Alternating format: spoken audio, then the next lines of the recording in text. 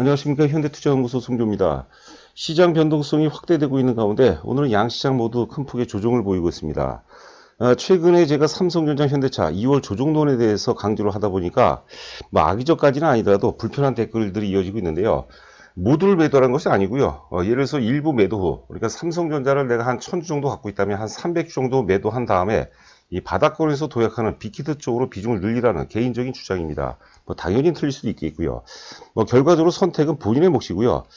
그리고 댓글 같은 경우는 가급적이면 좀 어른답고 세련되게 달아주셨으면 제가 방송하는데 많은 좀 힘이 될 것 같습니다. 비판은 굉장히 좋습니다. 근데 비판도 좀 세련되게 좀 비판했으면 하는데요. 어린 친구들이 다른 거 아닌가 이렇게 생각이 됩니다. 자, 제목은 여하튼 간에 2월 조정장이 영웅이라는 표현을 썼는데 지수 자체가 크게 급락을 하게 되면 사실 카카오도 그렇고 빅히트도 그렇고 사실 오르기가 쉽지가 않죠. 조정을 봤는데 완만한 조정을 보인다면 카카오라든가 빅히트는 계속해서 우상향 전개될 가능성이 높지 않을까 생각됩니다.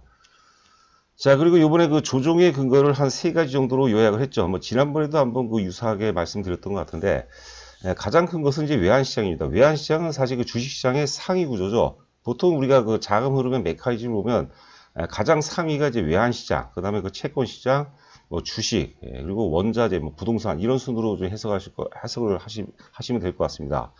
예를 들어서 주가가 이제 급락하고 있는데 원화가 강세를 보이죠. 그러면 결과적으로 주가는 환율을 따라가게 돼 있어요. 주가는 조만간에 하락을 했다 하더라도 다시 상승 반전될 가능성이 없겠고요. 반대의 경우죠.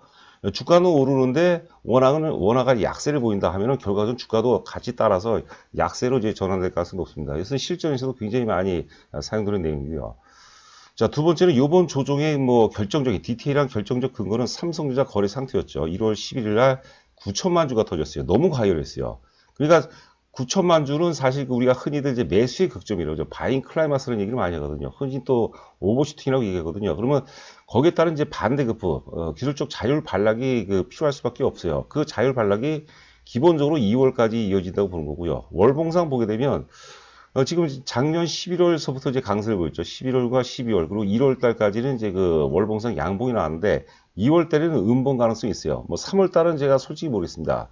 3월 달에도 양봉이 나올 것으로 예상이 되는데 밑에 꼬리를 다는 양봉 정도 그 정도가 나올 가능성이 높지 않을까 싶고요.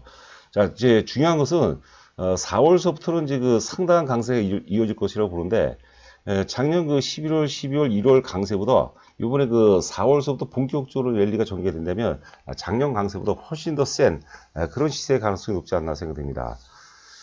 자, 세 번째는 지금 이제 이유가 어떻든가 유가도 좀 많이 올랐습니다. 인플레이션 우려가 많이 시장을 좀 억누르는 것 같아요. 지금 유가도 이제 조만간에 60달러를 돌파할 가능성이 있어 보이는데 중요한 것은 뭐냐면 지금 사실 유가가 오르고 원자재 전반이 오르고 있다는 것은 경기 회복의 어떤 결정적인 시그널을 해석해야 될 거거든요. 이건 사실 양날의 칼인 것 같아요. 그런데 경기 회복 초기 같은 경우는 주가에도 상당히 긍정적인 영향을 미치기 때문에 이 부분은 우리가 초기 인플레이션 같은 경우는 우리가 독보다는 좀 약으로 해석해 볼 필요가 있지 않나 생각됩니다. 자, 지금 원달러 환율 보고 계시는데요. 지난 3월 19일이죠. 3월 19일 날 원화가 제일 이제 약세였습니다. 달러당 1296원까지 올라갔었는데 그 이후에 계속해서 절상을 보였죠.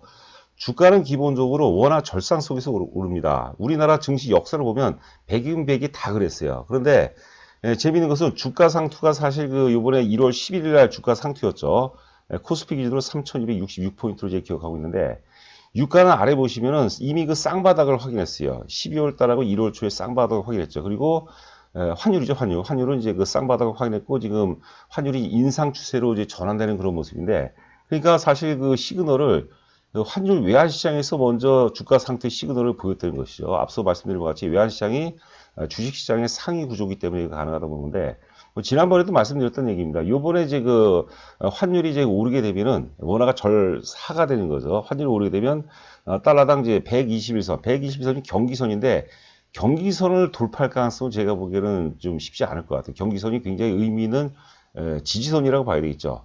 120이동 평균가격이 1132원인데 기본적으로 이번에 환율 인상은 1132원까지는 우리가 좀 열어놓고 봐야 되지 않을까 싶습니다.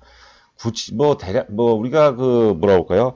코스피를 굳이 환산한다면 대략적으로 한 3000포인트는 다시 깨질 가능성이 있다고 봐야 되겠죠. 한 2900에서 최저점 한 2,800 정도까지도 충분히 열어놔야 되지 않을까 생각이 되고 있습니다. 자, 보시는 그림은 위에가 이제 그 삼성전자가 되겠고요. 죄송합니다. 위에가 이제 그 삼성전자가 되겠고, 위에가 삼성전자고 이제 아래가 이제 그 외환시장입니다. 삼성전자하고 외환시장을 제가 이렇게 같이 이제 비교한 겁니다. 외환시장이 주식시장의 상위 구조라고 볼 수 있을 것 같아요. 예를 들면 원화가 절상을 보이는데 주가가 크게 빠지는 경우가 있어요. 그럼 결국은 지나서 보면은 주가가 다시 오릅니다. 환율 시장의 영향을 받기 마련이죠. 반대로 이제 그 환율이 인상, 원화가 절하가 되는데 주가가 오른다 하면은 지나고 나서 보면 결과적으로 주가가 다시 빠지죠. 이런 것들이 실전에서 굉장히 많이 응용이 되고요. 하여튼 주식시장보다 외환시장이 먼저 선행한다 이렇게 해석하시면 될 것 같습니다. 쌍바닥을 찍고 환율이 지금 그 인상 추세를 보이고 인상의 폭은 121선, 달러당 1132원 정도까지는 우리가 열어야 되지 않을까 생각됩니다. 그러니까 코스피는 지난번에도 한때 그 3000이 살짝 무너졌는데 하여튼 그 2900에서 2800까지도 우리가 좀 대비를 해야 되지 않을까 생각됩니다. 자, 보시는 그림은 이제 WTI, 서울 텍사스산 중진류가 되겠죠. 지금 뭐 배럴당 56달러, 56.3달러까지 올라갔었는데 기본적으로 한 40달러, 뭐 정확한 건 없는데요. 40달러 초반 정도, 42달러, 한 43달러 정도가 국제 그 손익분기점이라고 얘기합니다. 손익분기점이 넘어섰고요. 지금 유가뿐만이 아니라 그 구리, 니켈, 아연, 뭐 동 이런 것들이 지금 다 유가가 지금 원자재 가격이 다 오르고 있습니다. 그런데 이거를 이제 우리가 그 원자재 가격이 상승하는 게 사실 안 좋은 쪽으로 해석해서 주식을 또 이제 그 억누르는 요인도 있지만 앞서도 말씀드린 바와 같이 초기 인플레이션이라는 게 사실 나쁜 건 아니거든요.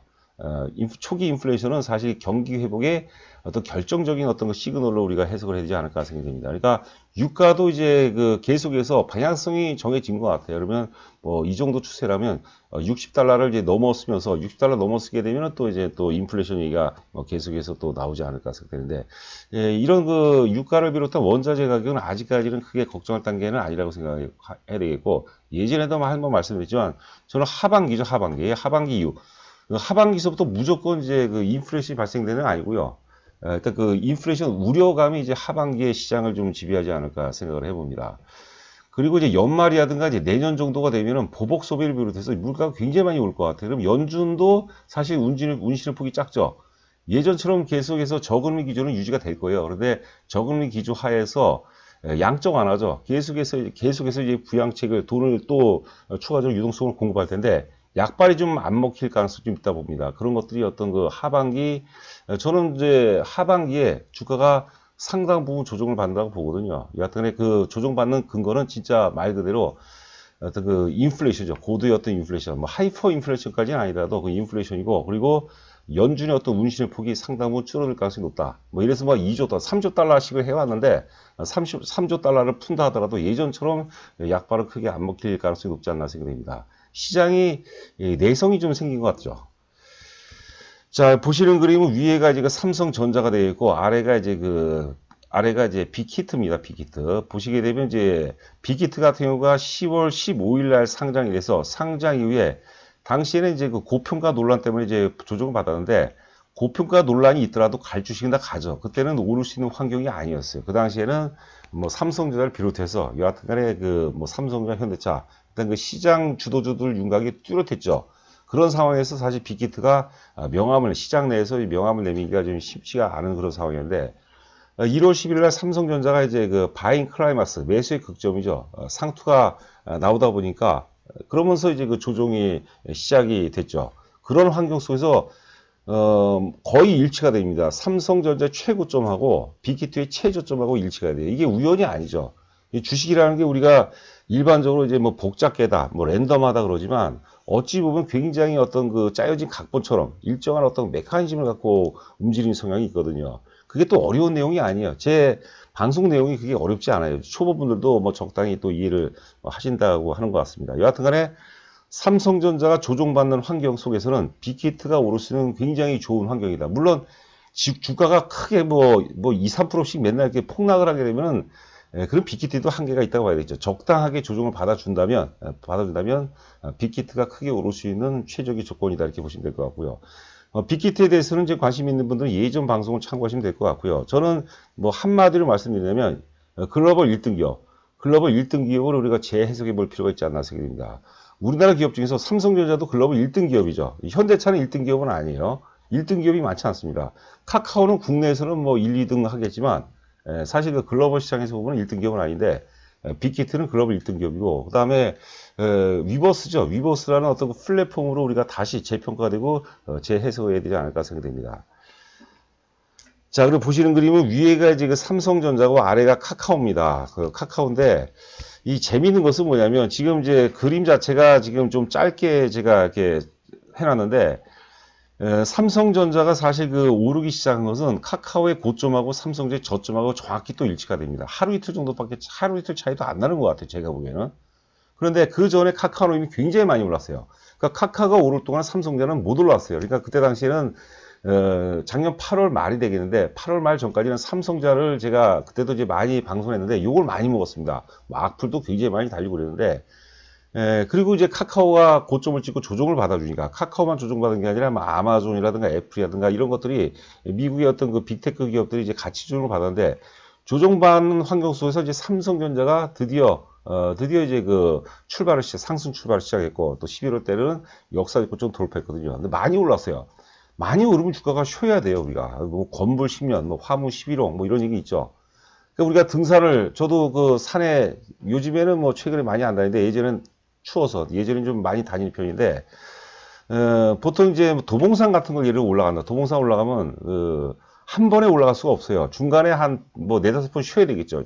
잘 쉬어야지 잘 올라가는 거죠. 그래서 삼성전자 역시도 뭐 10보 전지를 위한 한 2, 3보쯤에 후퇴다 이렇게 생각하시면 될 것 같아요. 삼성전자를 다 팔면 안 돼요, 여러분들. 다 팔게 되면 다시 재미있어가 굉장히 힘들어요. 왜냐하면 다 팔고 난 다음에 현금을 딱 갖고 있는 게 아니에요. 다른 종목도 사죠. 그걸 또 벌면 다행인데 깨먹으면 이게 이중으로 깨지는 거거든요. 그러니까 대략적으로 개인 취향에 따라 틀리겠지만 한 30% 정도 매도한 다음에 뭐 빅히트라든가 뭐 바닥에서 출발하는 거 좋은 게 많죠. 우리는 저도 그렇고 저희 현대투자연구소 입장에서도 저희는 뭐 사실 그 빅히트가 최고로 좋고 그 다음에 이제 카카오 같은 경우는 사실 한국 증시 최고였던 그 성장주 시대적 주도주 차원으로 우리가 접근해야 된다 이렇게 부른 거죠. 그래서 카카오 역시도 주가 자체가 크게 조정을 받으면 가기가 만만치가 않습니다. 그런데 적당하게 조정을 받는 환경이라면 삼성전자가 조정을 받고 있기 때문에 현대차가 조정 가능성이 있기 때문에 그런 그 시장의 매기가 뭐 지금 유동성은 뭐 어마어마하죠. 그런 매기가 카카오 쪽으로 이제 개입될 가능성이 있겠고요.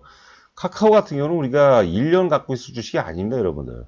요즘에 그 최근에 그 초보 투자가들인데 또 좋은 것들은 장기 투자한다는 분들이 굉장히 많은 것 같아요. 그러니까 막 5년, 막 10년 정도 보고 카카오로 투자한다면 뭐 굉장히 좋은 결과가 나오지 않을까 생각됩니다.